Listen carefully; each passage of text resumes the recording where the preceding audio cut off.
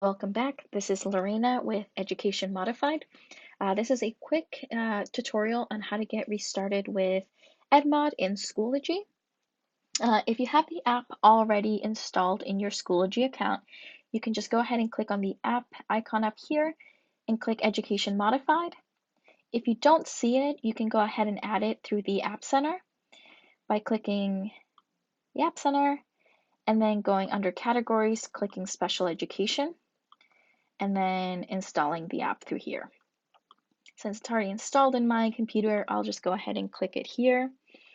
And so once you open up your Education Modified app in Schoology, you should be able to see your courses and groups. So this means all the courses you belong to in Schoology should appear on here.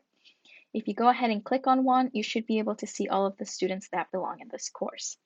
And then you can populate by either special populations or general ed students. For the purpose of this demo, I'm just going to show you with a demo student. When we click into a student's profile, it opens up their learning biography. So the app is broken into three different features. The first one being the learning biography, the second one being strategies, and then the third one being goals. And so I just want to give you a quick tutorial on these three different features. Right up here, you're seeing what every teacher needs to know. There might already be some information here, but this is really where you can input any information pertaining to the student, anything that comes from your professional memory, any related services. So whether a student has a paraprofessional, you can input their strengths, their weaknesses, any assistive technology that they use. Really anything can go in here. It's really customizable to how you'd like to use it. Next, we have learning needs. So this is where you'll be able to see the students' classifications, and it will show you what those are. And then it will always give you a link to learn more about it if you're not too familiar with a specific classification. So for example, dyslexia, you can go ahead and click Learn More. This will open up a one-pager, which is the classification overview.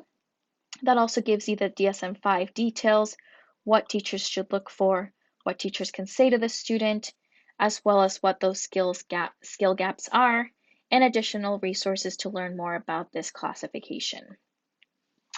On the next tab, we have testing accommodations. So as a teacher, if you're not sure what the accommodations for the student are, you can always reference this to see what those are.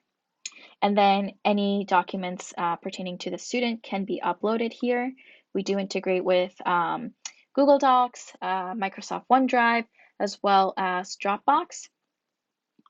And then we have a team board here, which really serves as any type of message board where you can talk with other teachers, share observations about the student, and really have ongoing communication with your team. The next feature is strategies. So what you're seeing here are all strategies that have been saved onto a student's profile. You can search for them through these filters right here, or through strategies that you've saved yourself. If you'd like to search for new strategies, you can always click on the search strategies, and this opens up the library of the research content that we have. And so, for example, we know that this student has ADHD. I can do a quick search on the classification, and I will find strategies pertaining to this.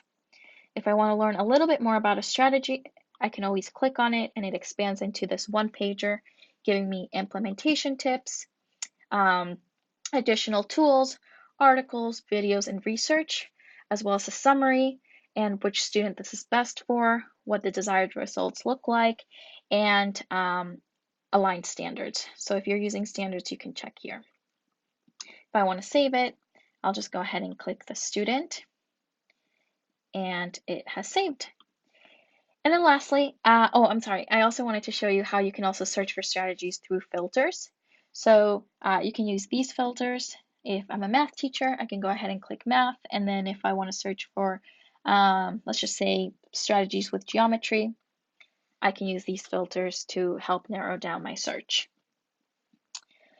And then the last thing I wanted to show you is goals. This is where you can input IEP goals by by just going over here and adding the new goal. So you can do progress monitoring on them. But yeah, that is a quick tutorial on the tools.